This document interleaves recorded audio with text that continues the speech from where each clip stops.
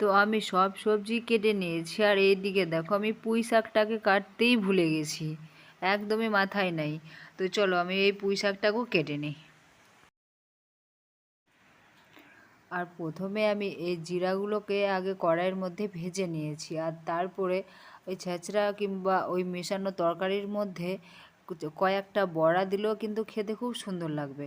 তো আমি 4টা বড়া একটুখানি তেলের মধ্যে ভেজে নিলাম, আর তারপরে কড়াইয়ের মধ্যে দিয়ে দিলাম তেল, শুকনো লঙ্কা আর তেজপাতা, আর তারপরে দিলাম 5 ফোড়ন।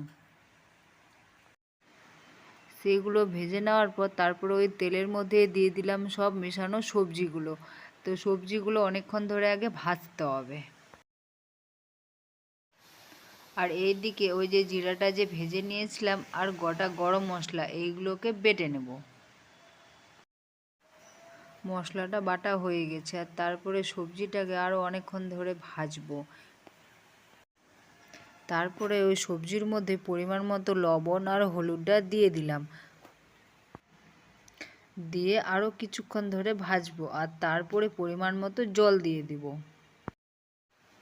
তারপরে এবার ওই মশলাটুকু দিয়ে দিব, আর বড়াগুলো যে ভেজে রেখেছিলাম ভেঙে ভেঙে ওই বড়াগুলোও দিয়ে দিব, আর পরিমাণ মতো দিব চিনি, আর 1 চামচ দিব ঘি, আর 1 চামচ ঘি দিয়ে একটু নাড়াচাড়া করব, ব্যাস তারপরে নামিয়ে নেব।